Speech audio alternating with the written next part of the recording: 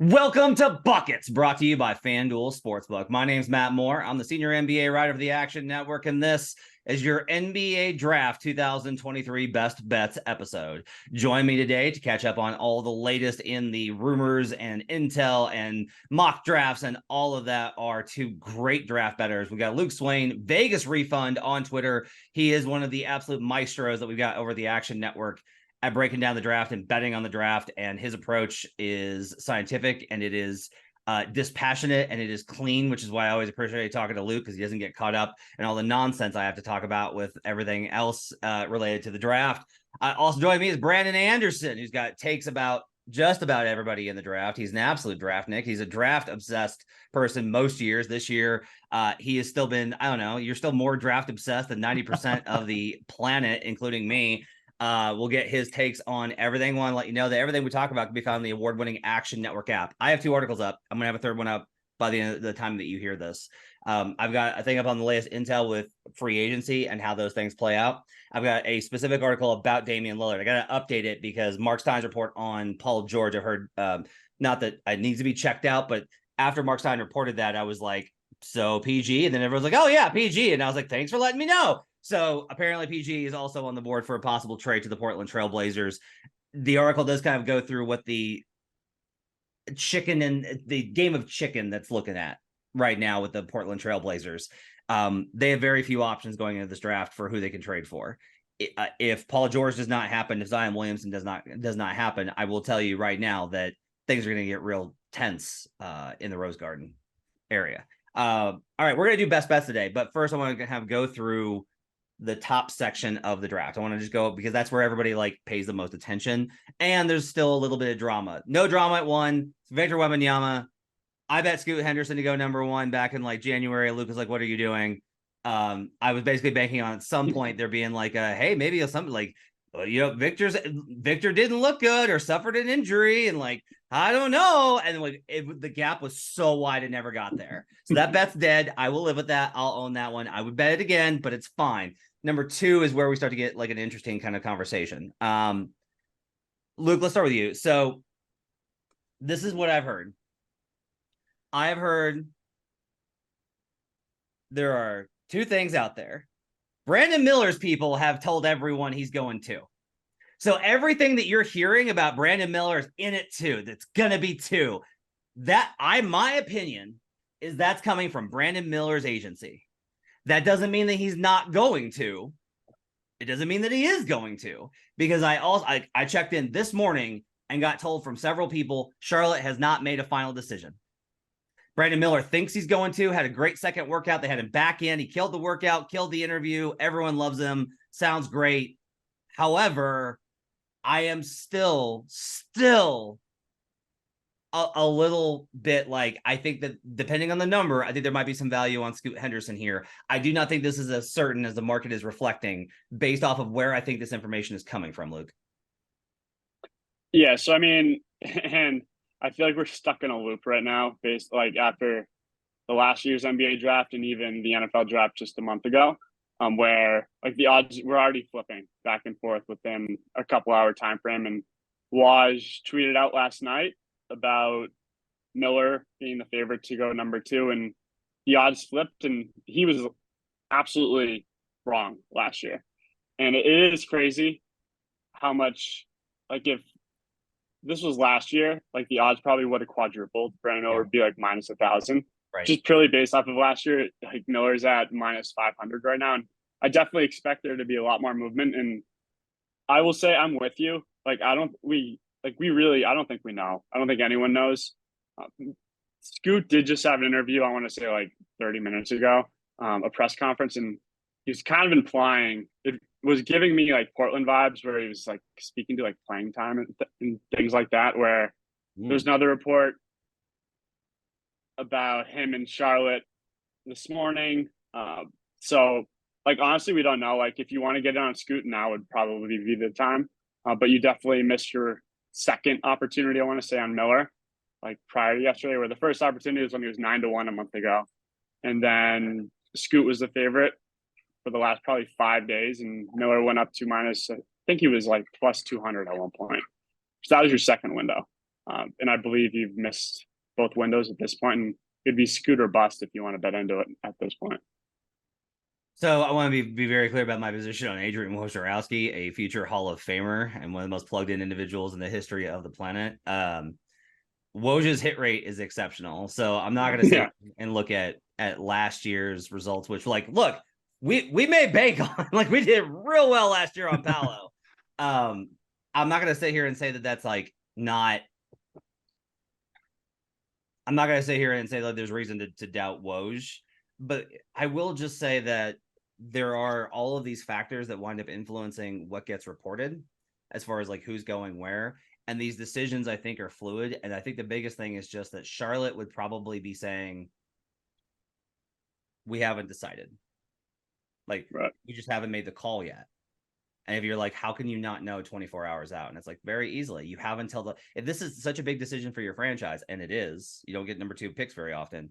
You need to be very, you should take as long as possible and debate it out. Like, I think that's the healthiest thing to do. Is if there's not unanimous agreement inside your organization, if it's not one of these situations where there's a clear top 2 and you just take whoever the other guy is, if that's not, and this isn't that situation, I'm honestly like, I will continue to say like, I'm just shocked that this is like even a conversation based off of like what I hear. Like, I talk to executives that are not in this level of the draft, and I talk to them and they're like, oh, it'd be Scoot Henderson. Are you kidding me? He's like there's like, he could be like a franchise guy. What about Miller? Yeah, he's good. I'm like, what is this conversation? Brandon, victory lap time, staked his poll immediately on top of Brandon Miller, number 2 mountain. And I was like, really? You're taking the fit over the best player available?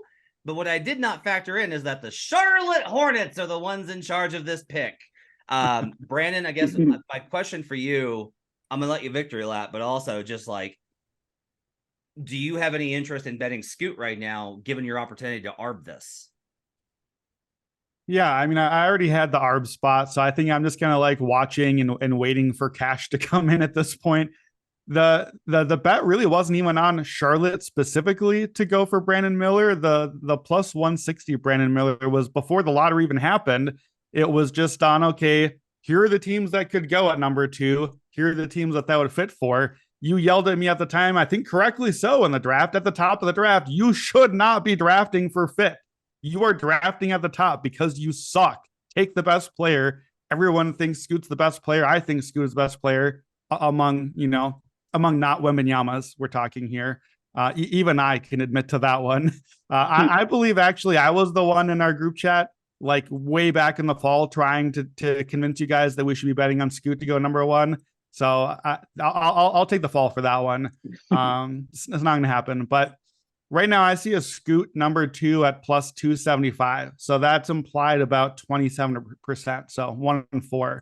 So to me, the way that I interpret what you just said, Matt, about the intel, I think it's ludicrous personally to think that a team, after all this time, all the interviews, all the tape, all their study, their entire job is to choose who they would want, to not know who they want the day before, I think is insane. I think they absolutely know.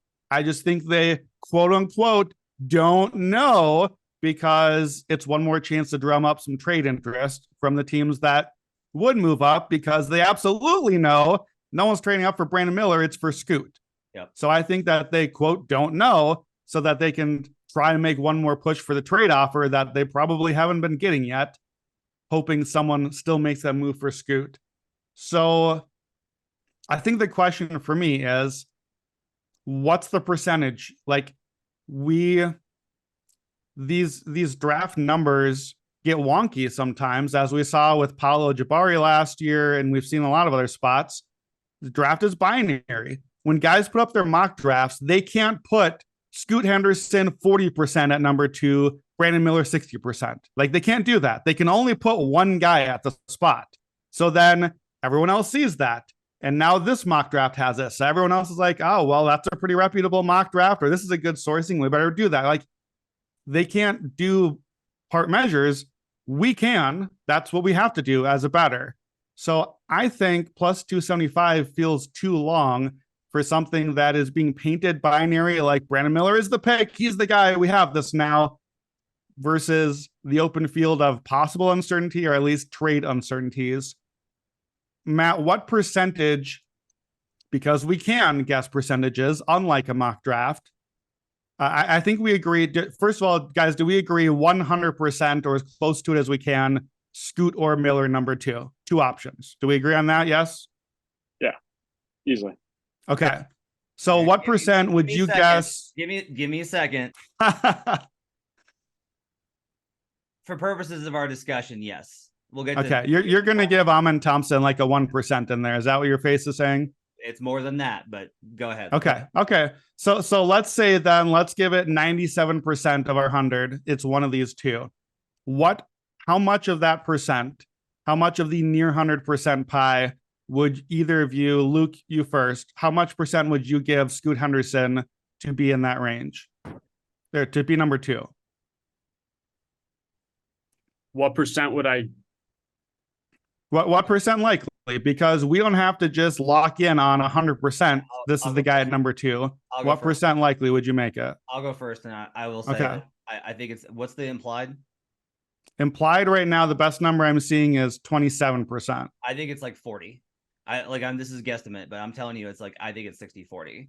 I think it's 60-40, and the only reason I think it's 60-40 is because I'm giving Woj 10%. Like, I'm giving Woj, it goes from 50-50 to Woj says it, so I'm bumping it to 60. I think this is 60-40. I think 40% implied should be the number for Scoot Henderson. Factoring trade. Yeah, that's fair. 40 is the number I had in mind also for Scoot. So that's, I think if you just want to kind of like listen to our podcast from Monday, my whole thing is bet on uncertainty. I think you want to bet on uncertainty. There is enough uncertainty here at number 2. There's not as much certainty as a minus 500 is implying for Brandon Miller. So I think if you want to bet on uncertainty, Scoot is bettable right now. So Luke, you're driven a lot towards, one of your approaches is you've got an awesome doc that you let us have access to that breaks down where all the mocks are at. Based off of that, knowing the copycat nature of it, like, does the overwhelming consensus being Miller at 2, how does that shape your opinion on this based off of your process for betting these things? So really, it's like honestly, it's the 4 guys. Like, we have Vicini, O'Connor, Gavoni, and Wasserman are like the 4 core guys for me that are like, I think everyone else is somewhat copying off of. And I want to say 3 of those 4. So Wasserman, Gavoni, and O'Connor all updated their mocks yesterday and moved to Brandon Miller. And then naturally you see like the smaller time guys or just the regular media, like piggybacking off of them somewhat. So you have to take like those guys with a grain of salt. But at the same time, when you see an alignment between those like core 4, let's say, to me, that is worth something. Especially when all of them flipped. So they were Scoot and they flipped to Miller yesterday, which that's like something of like a telltale where this high, those are like really the 4 that I really only care about. And then everyone else is kind of, to me, is copycat. The tough thing for me is when I start looking at this and this is where it gets into like real meta, like you got to do inside baseball, so to speak, inside basketball kind of stuff here of like, I don't know who these guys' sources are. Like, I'm going to be like open and honest about that. If you had me guess, I would not be like, I have no idea. I would be like, I have some ideas about who it is that they're talking to. I think one of the things that I think is important though is here's the other thing. When a text goes out, it doesn't go out to one person. They send the same text over and over again to the same people. That's team people and agencies. So like the same info is going to get distributed to the same key members, especially if there is a directive in place. Like if there is intention to drive a narrative. Now, I'll also say this, like, what I don't want to do is I don't want to get so caught up in my resistance to a concept that I put my money behind, basically being like, this process seems flawed, because that doesn't necessarily mean that the end result changes, right? Like, Right. it could be like all of this information can be coming from Miller's camp, and that can be right. Like, that could be absolutely accurate, just because Mitch Kupchak is choosing not to engage in sharing information, much the same way that Orlando didn't last year. Like, just because Orlando, they didn't share anything and their information was different, doesn't mean, like, if it's a binary, like Brandon described, between Henderson and Miller, and just because I'm like, I don't understand why this is even a conversation, because everyone I talk to is like, Scoot Henderson is a franchise player and Miller's like a good player. Like, could be an all-star. But like, it's very strange to me how this has kind of worked out. But like, to me, it's like Miller is a favorite right now, has been the favorite for the last 2 months. Right. So like, if anything, like, we should be arguing against Scoot, because Scoot flipped to the number one for the first time in multiple months last week for 5 days. And if anyone needs a bounce back, it would be Waj. And if anyone's more connected, it's got to be him. And in the context that he had last night, there was definitely, he didn't put in the context. He's like, this team is starting to have, like, usually he like beats around the bush, but yesterday it felt a lot more direct. Like, he was kind of calling a shot more on TV relative to, and like last year with Jabari, he was like really tiptoeing around it. Brandon, what's the parlay on Adrian Wojnarowski gets a significant pick of the top 5 wrong in consecutive seasons? Like that, right? Yeah, you don't be on the second half leg of that parlay. Let me ask you guys this though, because this is like the Chiefs losing by 30 in like the next game. So let me paint a picture here, because I think that there's a scenario that we're going to guess right now. I'm going to have you guys guess. We're recording this Wednesday lunchtime. Thursday night is the draft. Most years, what happens, and this did not go this way last year. So if we ignore last year, most years, the number one pick of the draft, we know by the time the draft starts. And I'm not saying Wemby here. Wemby's number one. Number 2 is number 1.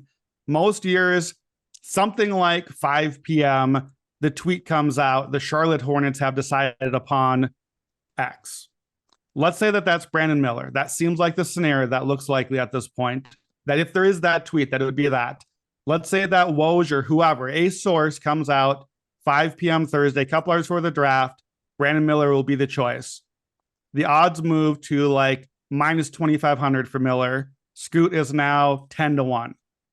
Are you more or less likely to fire a bet? I know you're not betting on Miller at that number. Are you more or less likely to bet on Scoot with that information on the cusp of the draft at 10-1 or some very long number?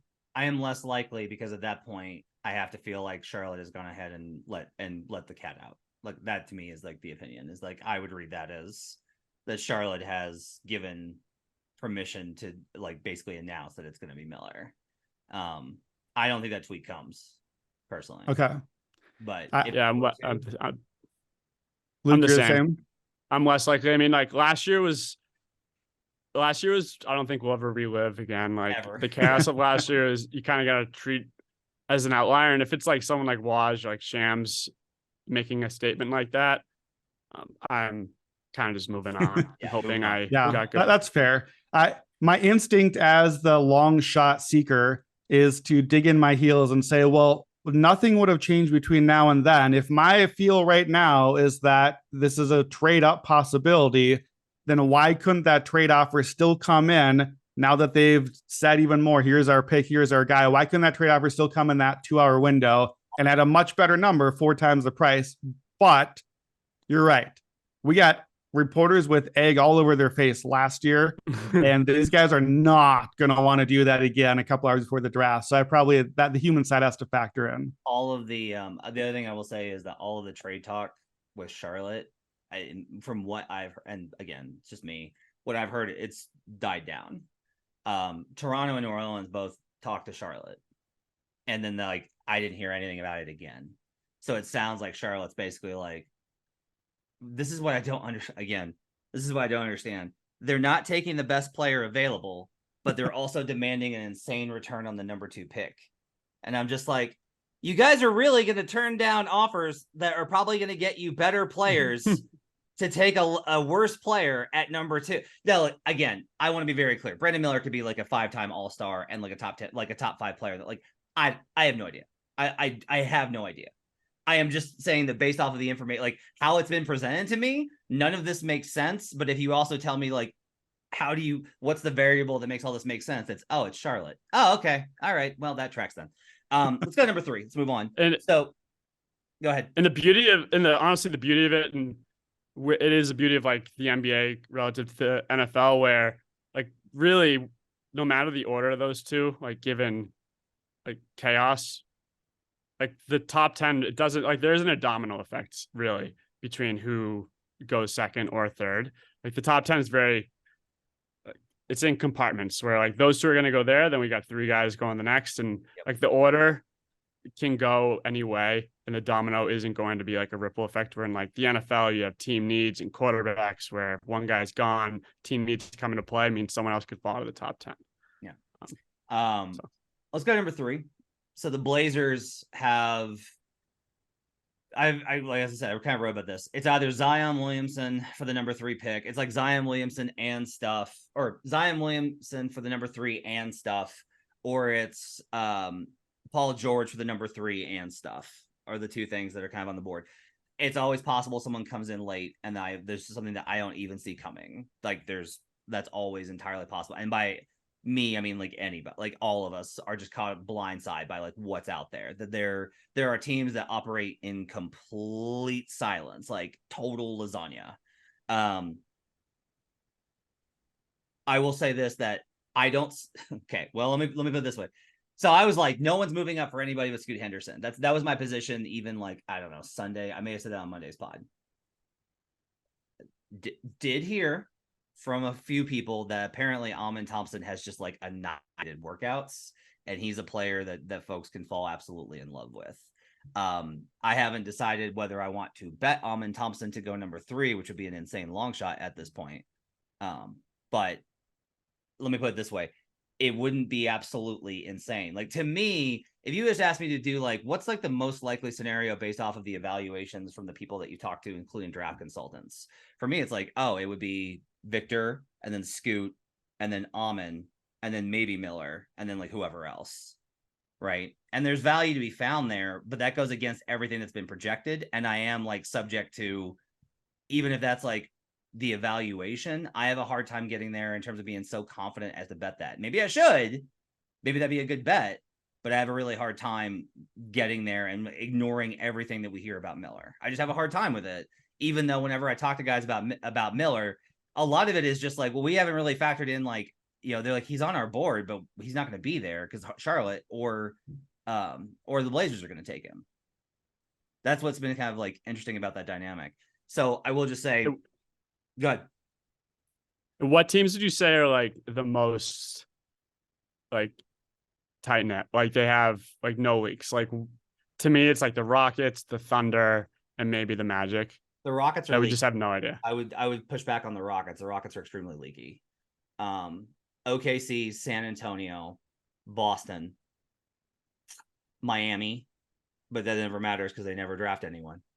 Because Pat Riley hates Boston doesn't matter either. They never make the trade. No, but that's the thing though. And like in Boston's defense, and that was also the Danny Ainge thing, is that they would leak all the stuff that they wouldn't do. They engaged in basically league warfare, but then the stuff that actually happened was never reported prior. Yeah. And so, and especially under Brad, your joke does stand, but like with Brad Stevens in particular, since Brad Stevens took over, it's now like nothing. Like nothing. Stevens has done a really good job of keeping that under lock, which is really interesting because like if you know the structure of their guys, it's very easy to identify what changed and why that dynamic changed. So I guess the question here at number 3 is, Luke, is there anything that would interest you at the number 3 spot, given the uncertainty of where that pick is going? The one thing I will say is like, we do want to add one more thing on this. So Scoot may have done this press conference and talked about playing time. Here are the 2 things that I have heard is that he does not want to come off the bench. He has intentions of being like he wants to be the dude. And that he really likes the idea of New Orleans. Like my opinion is that Scoot Henderson would prefer a trade of the number 3 pick to New Orleans. that he'd be very comfortable and happy with that outcome. And I think that Portland honestly would create a lot of like ugliness given the situation on all sides, particularly given that the franchise's best player has openly said he doesn't want to play with a rookie. So I'm not saying that the Blazers, like this is the thing I wrote about. The Blazers really are they're in a standoff, and there's like a staring contest going on. And if you're the Blazers and you're like, but Scoot Henderson's the best player and we need to do what's best for the franchise, it just gets ugly. So I don't really know how to bet number 3 at this point, Luke. Yeah, 3 to me. I had more interest in 3 last week when Scoot was the favorite to go number 2, where there were possible scenarios of Miller potentially falling to like 4 or 5, which you could get really crazy numbers. Yeah. But with Miller being like kind of the consensus of 2 right now, like if anything, you kind of want to get into maybe like exactas instead of the number 3 pick, like predicting like the top 4 or 5 picks, which I think is really the only way to attack like Brandon Miller value at this point for number 2. Brandon, do you have any thoughts on this entire kerfuffle with the trade situation? I think it's hilarious that the poor Portland Trailblazers lucked into moving up for the number 3 pick and are now potentially going to luck into what should be the number 1 pick in any non-Wembanyama draft falling to them. And they're like, oh no, what should we do? Like they are about to get like the biggest stroke of luck that they could ask for. And it just happens that the guy is at Dame's position. My thought has to be on my Scoot Rookie of the Year pick that we talked about Monday. Scoot getting drafted by Portland with Dame there obviously is pretty much the worst case scenario for that bet. I don't see that happening. Not that Portland can't draft him, but that if they do, I think that the Dame trade request comes like by the end of the draft or Friday morning, and that starts the next domino effect there. So I hope that that's not the outcome that we get to. I did have a question for you, Matt, on the trades. Talked about the Pelicans and the Clippers, the PG Zion for number 3 and stuff. What does and stuff look like? Is that salary filler stuff? Is that more assets like Anthony Simons? I'm assuming it's not Shaedon Sharpe. What would be your guess on the, like, is the star player or the number 3 pick the better asset? Anthony Simons, Yusuf Nurkic. They are looking to dump Yusuf as much as that's the salary fill. And then I think probably pick assets. They're like, I think that New Orleans, I think, is in a pretty good spot because they have both Herb and Trey. They don't need to ask for Shaedon because they have wings already, right? So if they don't have to ask for the wings, that helps in those conversations because everybody else is going to be like, we want Shaedon Sharpe. And the Blazers do not want to give up Shaedon Sharpe. Like that is, I think, a dividing line in a lot of these talks. I think that's one of the reasons that the Raptors talks broke down as quickly as they did. On top of like, I think that, in my opinion, I have not heard what the exact offer was, but if you had me guess, I would say that Masai Ujiri was like, "I'll give you Pascal Siakam for the number 3, 2 first-round picks, Shaedon Sharpe, and your firstborn son." Like that's what I think the offer was probably.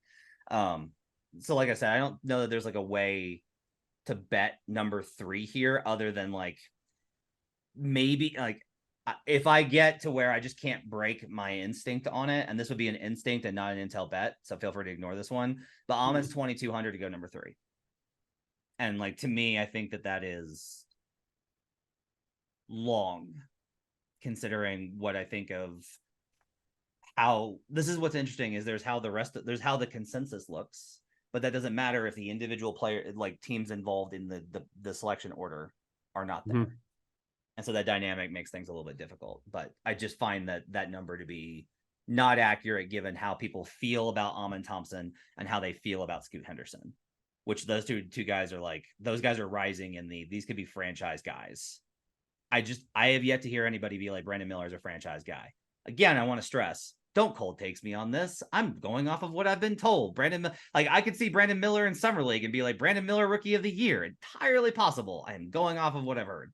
Last thing before we get to best bets, real quickly, the possibility of the Houston trade out, I think, is underrated. Everyone is so focused on Portland. Houston has been pretty continuously. They have been in a lot of trade talks.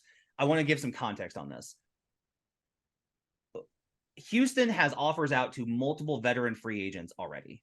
I'm sorry, they're not. No, they haven't. They can't do that. It would be tampering. They have multiple offers out for veteran free agents. Big name, older guys on big money, short contract. You do that if you are looking to be good now. Like there is an edict from this organization to be like, all right, let's get this thing going. No more of a slow build up.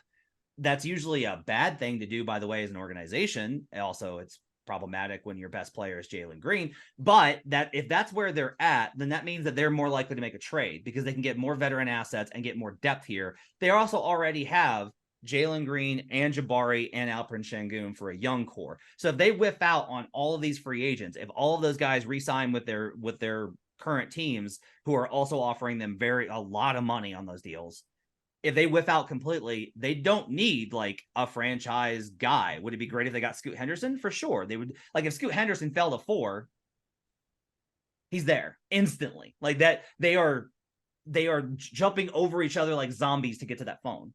But I do think, actually, I kind of like it because you got Jalen, who's more of a shooter. And I love that.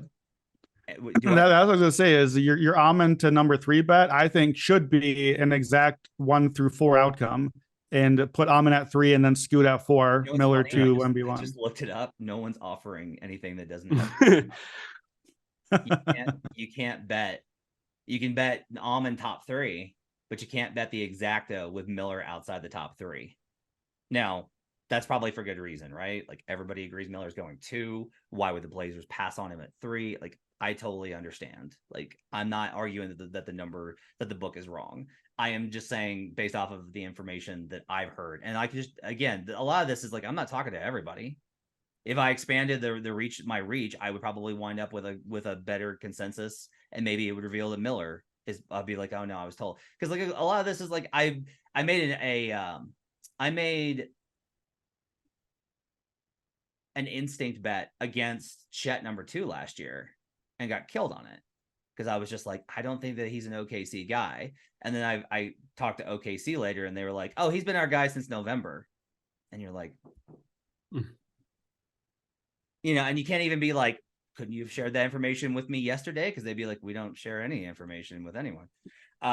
So anyway, Luke, the only thing on number 4 is I think if anybody moves up for number 4, it's to get Amon Thompson. Nobody's moving up for Cam Whitmore anymore. I do not see a scenario in which any of these guys that have gone off the board, like Kobe Buffkin or anything, goes that high.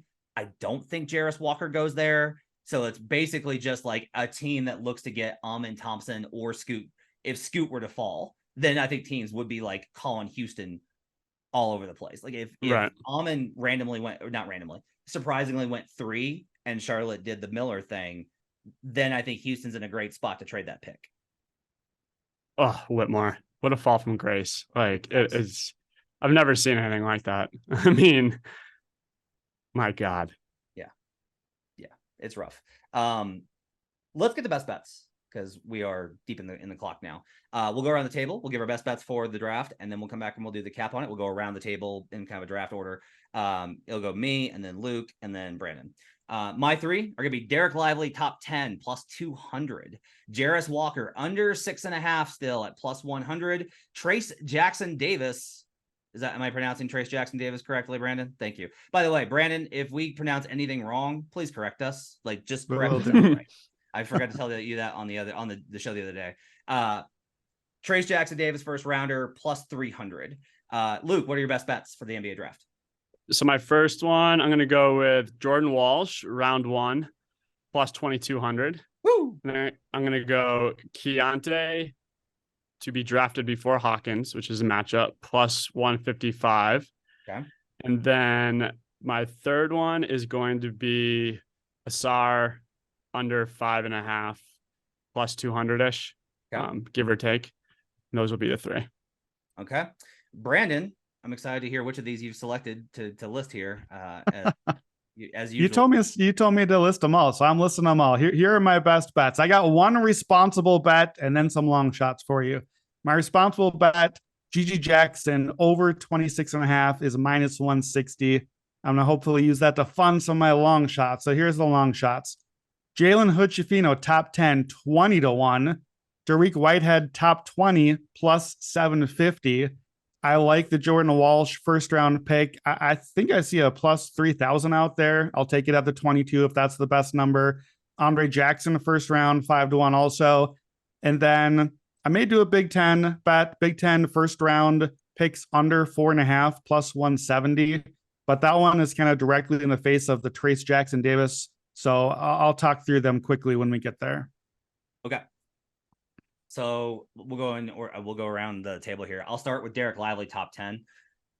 Here's how this misses. The Cam Whitmore thing does mess this up to a certain degree. If Whitmore slides, Whitmore is more likely to wind up in a spot because that means somebody leaped. Let me put it this way. No one in the top, the number's narrow here. Is there a possibility that like 8 or 9 take Lively? Sure. Sometimes that happens where a guy's higher on a board than I've heard. There are a number of teams, including the Mavericks, who own 10 that like Derrick Lively. The Atlanta Hawks, the Golden State Warriors. I've heard rumblings of a few other teams that like Derrick Lively that they've been in conversations with. The Hawks have basically just been pinging back and forth trade offers with Dallas trying to get that pick. Like they really, part of this is that they're willing to give up DeAndre Hunter because they want to get AJ Griffin more time.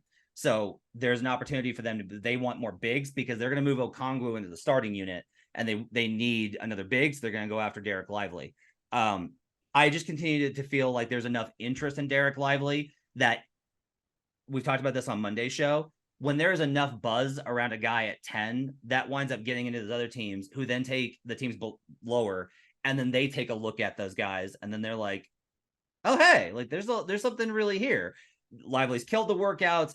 There's been a lot of buzz around him. So Derrick Lively, top 10 plus 200. The way this misses is if Whitmore slides to Utah at 9 and they pass on him and they go Kobe Buffkin or Bilal, then Whitmore slides to 10.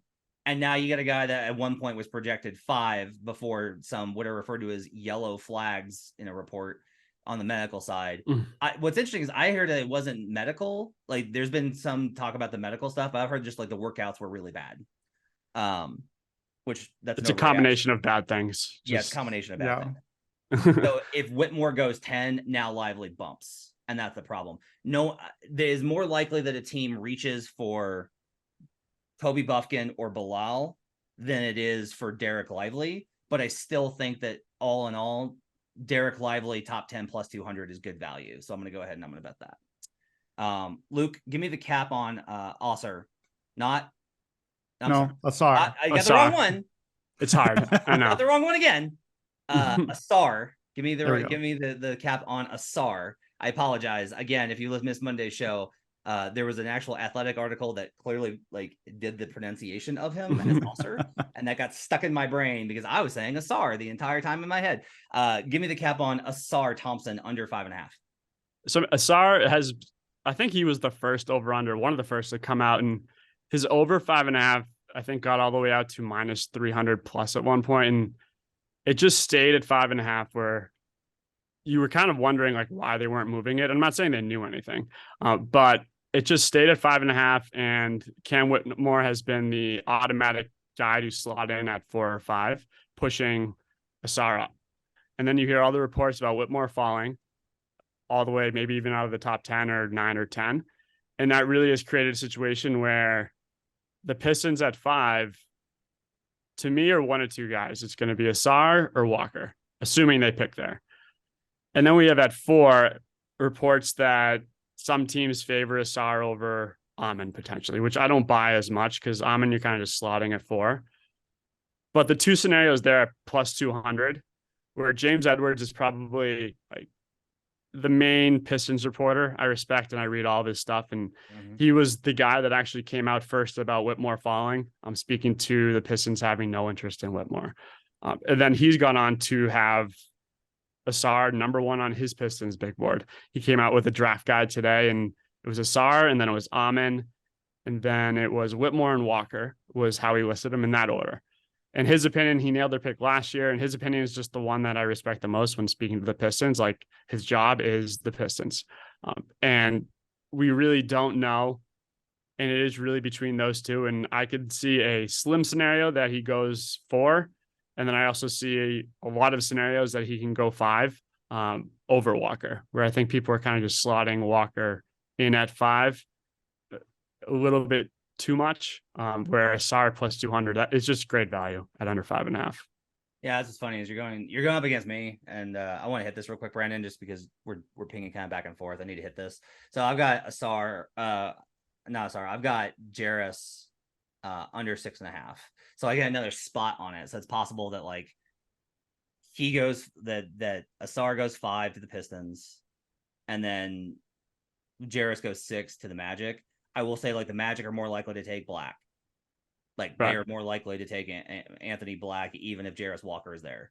So a lot of this does get into who do you think goes first, Jarris Walker or I mean, it's almost an ARB. Like I really do feel pretty confident that it's like one of those two people, and both of their unders are plus money. So you can do both and ARB it. Because I think you're absolutely right. If we put the top 4 as Vic, Scoot, Miller, Amon. Like 4-5 used to be Whitmore, Asar, Jarris, and now Whitmore slid. So now it's just Jarris. Right. Now, I think there's probably some value if you want to orbit the third way. Like I would look at this. What I'll probably do is I've bet Jarris under 6.5. I'll probably bet on Black under 2, and maybe even do a top 5 spot for Black, because he's plus 1,200 at a book currently. And to me, that there's a little bit of value on that as well. Like, Black's a guy that there has been, let me put it this way. There's nothing negative that has come out about Anthony Black. Like everyone, like he started off pretty high, like 8, like 9. The Utah Jazz would be very excited if he was there at 9. And then it's just kind of like, he's just done well, and there's no red flags, and everyone likes him. And, he's one of the best scoring guys one of the best wings on the board.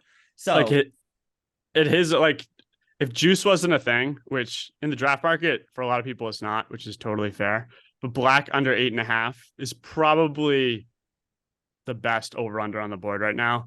Yeah. Grady Dick over 10.5 is not far behind, but like Black's just gonna go on the top 8. Like he could go 6. And it's so obnoxious that this number is 8.5 minus 3.6. Like, come on, man. Like some of these numbers, I'm just like, come on, guys, move the number down and give us a little bit better juice on these. All right, Brandon, where do you want to start with your best bets? Yeah, I'll start with the one that I feel the over-under I feel best about, which is GG Jackson going over 26.5, aka basically not to be a first-round pick. Give us the not first-round pick market, right? We only get the yes first-round pick. Give us the nots. This is as close as we get. GG Jackson, it might be listed as Gregory Jackson. It's not up at every book. This is a dude that is one of the youngest players. I think he might actually be the youngest player in the draft, at least youngest American player in the draft. He reclassified up a year, and he played and looked young all year. He's immature. He had bad body language. He supposedly has had bad interviews. He had a horrendous shot selection. He played for South Carolina, who has never been good at basketball outside of like the one random Final Four run a while back. So it's just him. And they're like, hey, you're this hot recruit that we got. Go ahead and do all the stuff that you want. They need all the stuff he wanted. And scouts have not liked him. He's got bad finishing numbers. He's a 3-to-1 turnover to assist ratio. I had to flip that around so I did not give it as a 1-to-3 assist to turnover ratio.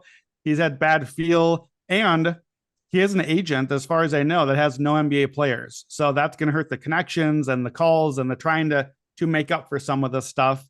I just don't think that he's a first-round pick at all. Luke, on your spreadsheet tracking, he has just a couple last names on there, that a couple spots where he is, but they're usually more outdated mocks. Yeah. If I could bet an escalator on GG Jackson over 26.5, like over 40, to not be drafted at all, I think would not be completely stunning to me, just because the second round gets weird in the back half, especially. I just think this guy is not going to be a first round pick with the way that all the intel is looking right now. So this is my one. It's minus 160 is where I'm getting it. But this is my one more responsible bet over on GG Jackson. I mean, that one is, I think off of like the 20 plus mocks I track, like 20% of them have him in the first. And then it's like 95% of them have the over 26.5. So you're getting like a 4-pick cushion. And this actually opened up at 18.5, which where it opened, I am unable to bet it, or else I would have smoked it. Right. And well, it's not a 4.5 pick cushion either, because your spreadsheet stops tracking after the first round and gives guys credit for being 32. And there are a lot of mock drafts that don't have him going 32 either. He'd be much lower if we were tracking where he really is on some of these. So we'll see. We'll see if he surprises. We're up to now, I believe, 25 guys that have gotten the green room invite. 25 is pretty much the first round. Like, there are not a lot of other names left out there. Doesn't necessarily mean you're a lock for the first round, but I think that is telling on some of these markets too. All right, I'm going to finish up my last one, which is I'm going to go with Trace Jackson Davis, first rounder plus 300. This is an intel based only play. There's 3 teams in the bottom 10 that all like Trace Jackson Davis. And so I think that honestly there's a small chance that somebody reaches for him in the back half of the 20s, which would be a reach, but it's not that crazy. There is a chance that those teams pass or trade out, and then he just like slides on by. So this one isn't without risk. None of these are like locks to me. I don't talk about almost anything in those terms, but to me, with just based off of the intel, Trace Jackson Davis, first rounder plus 300, 3-1 value when I've got multiple teams that I've heard at least that he is either at the top of or near the top of their board for where they're expecting to pick. That to me is enough for me to get me a plus 300. Brandon, you, however, want to go against it a little bit on impulse. We can talk it out. Yeah, a little bit. So I like the under on Big Ten players. I'm sure it will shock everyone to find that I am not in love with Big Ten basketball and Big Ten players. So Jalen Hood-Schifino and Kobe Bofkin are definitely going to go first round, probably in the lottery. So that's 2 guys for the Big Ten. The next guys after that, the Big Ten possibilities, Bryce Sensabaugh from Ohio State. I hate him. Like, from a scouting perspective, he is the guy. He is, and I'll just fall on the sword on this one. He's my Walker Kessler, the guy that I wanted nothing to do with last year. I got it wrong. Bryce Sensabaugh has terrible medicals, it sounds like, from as much as we can tell. We don't obviously know too well. He does not play defense. He's been described as a smaller TJ Warren. I do not want a smaller, more injury-prone TJ Warren as a first-round pick. Thank you very much. So I would love to bet the no on him. We can't, but this is a way to do it. Chris Murray, Keegan Murray's twin brother, who did not come out last year, else we would have had the Thompson Twins, Murray twins last year. Chris Murray to me is a guy. He's 22. He is 50% worse than all the Keegan Murray things that he does. And I was low, you remember, on Keegan Murray in the draft process last year as well, partly because of the age then, and now it's a year later. So I think there's a chance that he could fall out. In Luke, in your mock draft, Sensabaugh is out of the first round, about 25% of them. Murray is always in there, but he is slipping to the 24 to 30 range, which means that he's at risk of falling out. Jet Howard from Michigan is another one. He's another possibility. And then Trace Jackson Davis. So there are 6 guys. 2 of them are in. I don't love any of the other 4. I'm low on all of them. So this is a bet for me on the under 4.5. I need at most 2 of those 4 guys: Sensabaugh, Chris Murray, Jet Howard, Trace Jackson Davis. I'll be honest. When I initially liked this bet, I just was crossing off Trace Jackson Davis because I hadn't really seen him in the picture. So Matt, the fact that you're getting some possible buzz on him getting in there scares me off this a little bit. So I think this is probably a small bet for me, because I think Trace Jackson Davis is an elite college player, but I think he might be like a 4A player, as they call them in baseball. Doesn't matter what I think. Might get into the round, though. So if there's a buzz there, now we got 4 options and 3 of them needing to get in to get here. So, yeah. I will. And usually these like conference bets, it comes down to like 1 or 2 guys. Yeah, like usually there's the majority of this bet is locks, where half of this bet are so-sos. And if Trace Jackson's going in, like, he very well could be taking a guy like Sensabaugh's spot, and Sensabaugh falls out. We're like Sensabaugh, like with 4 or 5 guys that are iffy, Trace Jackson, that's like a 50% chance of Trace getting in, pushing one of those guys out. Yeah, I think to me, I think Buffkin and Huchefino are going to go somewhere relatively high.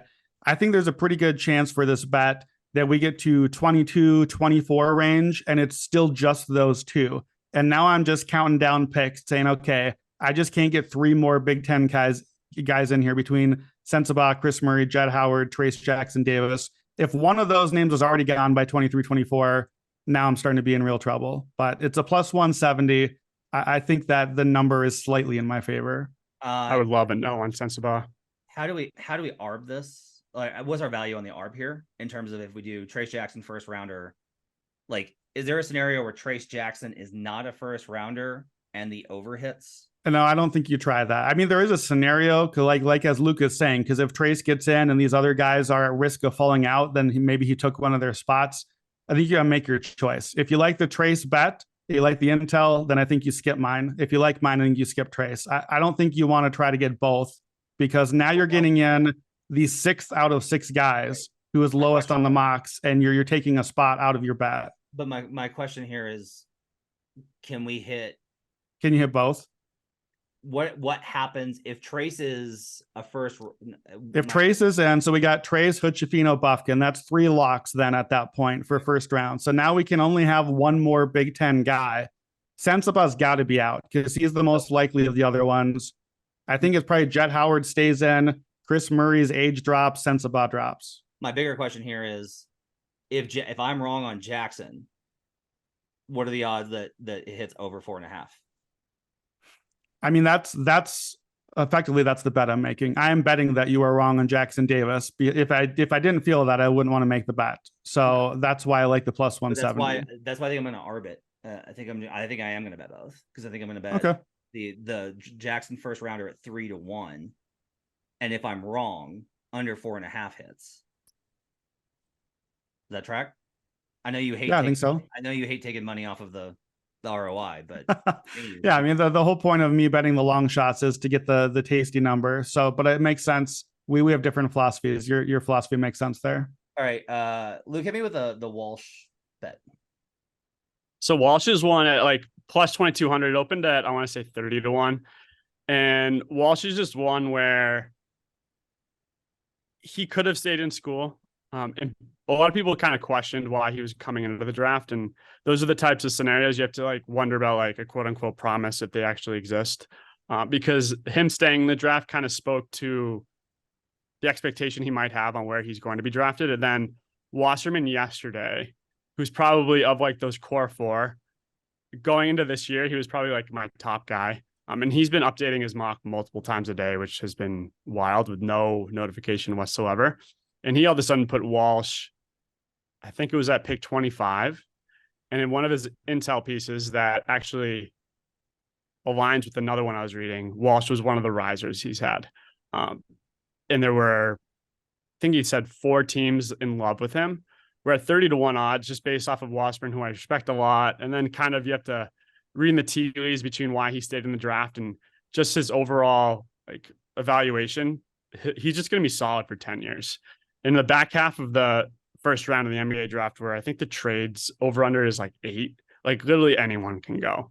There's no consensus from picks 20 to 30. And when you look at the first round market, like you have guys that probably should have the same odds as him at minus 200. It's not a real market. And I just think at 22-1, he's one of the few guys with value that I can totally see getting into the first. And I expect this to come down greatly. Brandon, what's your cap on this? Let me jump in because I love Jordan Walsh. He is from a scouting perspective, he's my favorite long shot on the board. I have Jordan Walsh in my lottery. He's not going to go in the lottery. So don't bet that. It's not available. But like that's where I have him. He is one of 2 guys. And I'll talk about Andre Jackson quick here too. I love to bet on elite defenders that were like, yeah, but do you do anything on offense? I love to bet on those guys. And I know they miss a lot because suddenly we get to the playoffs and you can't play them. Or we never get there. The shot never comes around. It's so easy from a scouting perspective to be like, well, that guy can't shoot, can't play in the NBA. Shooting weirdly is one of the things I am least worried about players. You can teach guys to shoot. shooting comes around, you can't teach feel, you can't teach defense and length. Jordan Walsh is 6'7", 7'2" wingspan, nearly a 9-foot standing reach. Like he to me is the best defender in the draft that's not a center. He is a filthy Andre Iguodala type defender. I think he can guard 1 to 5 possibly in the NBA. Think like Robert Covington, OG Anunoby type switchy long defender, shut down perimeter defender that doesn't have an offensive role yet. He has, I think he averaged 7 points, 4 rebounds, and an assist at Arkansas. So not a guy that is going to have a role out there. But if you can get a defender like that, or if you're a team like the Warriors or the Nuggets, where you've got your offense, you're fine out here. Can you cut to the basket? Can you make a layup or a dunk? And can you play defense and let our offensive guys show up? I like that. The other thing is, I don't know if you saw this report, Luke. I saw a report out of Denver, and maybe Matt, you can confirm this as well. Denver, we think is trading up into the first. That's why they have that 37 and 40 seem likely. And Jordan Walsh is in one of the Denver articles I saw as a target that they possibly would have as well. So this was, to me, my long shot pick just on my analysis as a scouting report. And now that there's starting to be a few breadcrumbs of actual intel report too. And Luke, you and I bet very differently on the draft. I think the fact that both of us like this long shot for pretty different reasons means that you should definitely take a nibble on this, because there's a little bit of smoke there. And I would play this down. Like, I think getting involved, I would say like all the way down to like 7 to 1, maybe. Like it's still fun at 7 to 1. Where like 22 to 1 is just like lotto, you're buying an island fun. But like all the way down to 7, like there's no true odds for this. Like in 7 to 1, I think is honestly more fair. Where like I agree with everything you just said. His skill set just translates, and you don't find guys like this in the 20s in an NBA draft very often. And I'm surprised it's taken this long for him to get any type of traction. Yeah, similar type player. Just quickly, Andre Jackson on UConn. You probably saw him because UConn won the championship. He's the guy that like has the crazy advanced metrics for that team.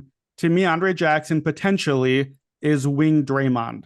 He is the guy that is a really good defender. He doesn't score, but he rebounds, he passes, he averages almost 5 assists a game. He facilitates, incredible feel for the game. Team guy, always in the right spot, plays hard, doesn't shoot, doesn't score. But like, man, if the Golden State Warriors got Andre Jackson like as the new Gary Payton II, or the Nuggets got him to fill that Bruce Brown role, like we've seen these championship teams with this sort of role. Andre Jackson is that sort of guy. He's 5 to 1, where I would like it a lot more. I haven't seen as many breadcrumbs there, but I think to what you're saying, Luke, 5 to 1 still seems worth the bet on a guy that I like, that there are a few picks in the first.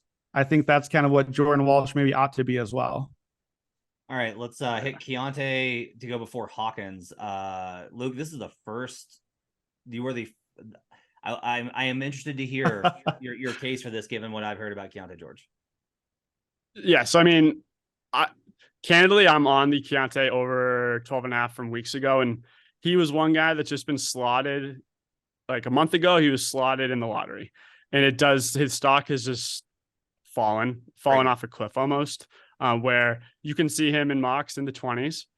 Where Hawkins is also a guy that he is the name brand. I want to say that he was slotted in the lottery at one point, and he's kind of gravitated towards like the 16 range at this point. But over the last couple of days, you have seen a couple mocks that I respect put Keontae in the 13 range, and you have heard about a Keontae promise from the Raptors, which I don't buy whatsoever. But at plus 155, which he was, I want to say, in the minus 200 range a week or two ago, and the odds have just flipped. I think at plus 155, like there are outs for him to go before Hawkins. Like I think he has the opportunity to still go in the lottery potentially, where I don't see those outs for Hawkins whatsoever. I think Hawkins is going to go 16, 17 or later, where Keontae's range is just a lot wider. And I think these true odds really should be like Hawkins minus 120, minus 125, and Keontae like plus 105 or plus 100, where like there are outs for Keontae to jump him because he just has a lot more volatile range. We could all just be wrong. And Hawkins, I just think, is going to go in the 16, 17 range. I've heard the Raptors like both Keontae George and Jordan Hawkins. So like, and they're at 13. So like, now have heard that they think that one of them will be there later, that they will trade back. So that might be a situation where you might be almost right, where it's like the Raptors are up, but they think they can get Jordan Hawkins later in the round, and they move back to Atlanta or Utah. That's entirely possible. Or the Heat, because the Heat love to trade draft picks. They just love to trade draft picks. Yeah, I had this one on my list the other direction as a possibility, but only because I have been dying for some way to bet against Keontae George, looking at the over, looking at like some way, because we've seen all the intel. Keontae George's interviews tanking. He's been dropping. His stock is down. I like him personally, but I'm not privy to all that information. Yeah, again, this is not like all of this stuff doesn't matter. Yeah. Training camp opens. Right. And at the same time, like, just to give you like my confidence level on this, like if Hawkins was plus 155 and Keontae was minus whatever, like I'd be giving out Hawkins. Right. Well, and that's the thing is like, what's really fascinating is there are a whole bunch of shooting guard wing types. Like that is the entire cluster of like the 10 to 20 range, which means uncertainty, which means these guys can go in any order. Jordan Hawkins is one of the older guys in that range and has a really thin frame, which is a worrisome combo because there's a less chance that you can kind of fill that out. He gets pushed around a little bit. So I could see that sliding a little bit. I'll do another one of my bets here because it kind of ties into the glut of shooting guards thing. A guy that actually a lot of analytics and usually someone like myself would not like that much is Jalen Hood-Schifino. He is very good at running the pick and roll and really not much else. He was bad defensively. He doesn't shoot a lot. His finishing is bad. There's a lot to not like about him. Luke, as I've watched your spreadsheets, I've seen him in the mock drafts. I've seen him popping up at times at number 9 or number 10. He's not there right now. I don't think any of the mock drafts I'm seeing, but you got to kind of see these day by day. He's popped in and out of there. I've also seen rumors Utah has, I believe, 9 and 16 or something like that. Utah possibly trading up for the Detroit number 5 pick. Detroit supposedly is interested in Hood-Schifino. That's one of the names that they've been reported to be interested in. So is that a trade down spot to 9? I don't think they can wait for 16 and hope he's there. He could be, but I'm betting Hood-Schifino top 10, 20 to 1. Just totally not a scouting pick here. This is just on breadcrumbs of intel of like, I've seen his name on a few of these mocks. I've seen him interested from Utah at 9, from Dallas at 10. Neither of whom do I think keep their pick, but you never know with these things. And if there's a possibility at 20 to 1, I think it's worth a shot. That is, go ahead. That's him getting the top 10 is like one of the few landmines that is actually a possibility that would just create chaos, which there was one today I saw having him at 9 from someone I respect, but 16 to 1, given the current state of the market, can't argue with that. Who falls if that's the case, Brandon? Whitmore all the way out. It's hard to see Whitmore go all the way. I mean, out. I would say like Hawkins maybe. And then Detroit goes Osser. Does Jarris fall all the way out of top 10? No, Jarris I don't think falls out. I don't know. I'm not sure who falls out in that spot. It's okay to just bet the uncertainty, like you talked about. Yeah. Right? But we've got the big 4. We've got Osser. We've got Jarris. Asar. Why do I keep doing? I hate the Athletic. I know. It's tough. Asar. Black. I will say Taylor Hendricks is not dropping. I feel very confident about Taylor Hendricks is going top. Love to hear that. That's funny. Now that you said his name, he's who I would pick to be the one that would drop out in the scenario you're asking about. He's not falling. I don't think Anthony Black's falling. That's 8. So it's like now we're down to 2 more names. I guess like Lively, I'm fine with bumping. That could be. I could have just heard. Yeah. Yeah, but that's probably number 10, so that's not necessarily helping us here. Is somebody trading with the Mavericks to move up for? I guess that's the question. Is does somebody trade up with the Mavericks to get Schifino? Yeah, I don't know. It's 20 to 1. I'm taking a shot. You're like, I don't care. I got the number. Yeah, right. I don't know. I'm doing long shots. Here's my last one. Derrick Whitehead, top 20 at FanDuel is plus 750. Derrick Whitehead, again, for me, 2 things here. Number 1, This is a scouting take from me. I love him. He was a possible, I think he was like the number one player in high school or close to it. Like he was part of this amazing Duke class. He played the entire year injured. And so he looked a lot worse than he had been, but I think he's been getting much better looks now in, all the workouts and everything. Now that he's been a little bit healthier. There's some injury concerns though.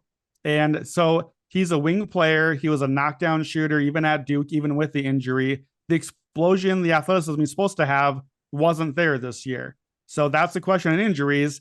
I tend to get suckered into guys that are supposed to be good, but are injured. And I don't ever have that information yet. And it turns out that was real stuff. And that's why he fell. I tend to have a guy like that each year. So there's a good chance maybe Derrick is that guy for me. But here's the other side of it. Top 20 is interesting. There's no over under for him. If there was an over under, it would be 21.5. Here's why. The Brooklyn Nets picked 21st and 22nd in this draft. Derrick Whitehead had surgery on the injury he had all year. His surgery was performed by the Brooklyn Nets team doctor. Okay. So the Brooklyn Nets, this is from Sam Vecini on the Game Theory podcast. The Brooklyn Nets have more injury intel than anyone. And for a long time, Derrick was the 21st pick in a bunch of mock drafts. Still is in a bunch of them. That loses my bet. So, however, if I know this information that the Nets are the team that would want Derrick Whitehead, we've seen before where it's like, oh, this is a spot. Everyone knows this is the guy who goes at this spot. Well, if you want Derrick Whitehead and you're not the Brooklyn Nets, you got to get above the Brooklyn Nets 21 and 22. Now you hit my top 20. That's my bet. That's the breadcrumbs plus 750 Derrick Whitehead. All right. So you got best bets all around the board here for you to bet the NBA draft. We got Derrick Lively top 10 plus 200, Jarris Walker under 6.5 plus 100, Trace Jackson Davis first rounder plus 300. Brandon's got Gigi Jackson over 26.5 minus 160, Jalen Hood-Schifino plus 2,000 to go top 10, Derrick Whitehead top 20 plus 750 at FanDuel, Jordan Walsh to be a first round pick at plus 3,000. Luke likes that one as well. I will join them. I will just tail those two immediately after we get off this podcast. Brandon's got Big Ten first round under 4.5 plus 170, and Andre Jackson first round plus 500. Luke's got Asar. Yes, I got it. Asar Thompson under 5.5 plus 200, Jordan Walsh plus 200, and Keontae George to go before Jordan Hawkins plus 155. For more coverage of the NBA draft, make sure to check out the Action Network app. We'll have a Friday episode for you recapping the NBA draft as well as a look at futures based off of the draft of whatever degree that we can. We'll talk about that with Brandon on Thursday night going into Friday. My thanks to David Payne, our producer. My thanks to Luke Swain for joining us on today's episode. Check him out at Vegas Refund. Until next time, let's get buckets.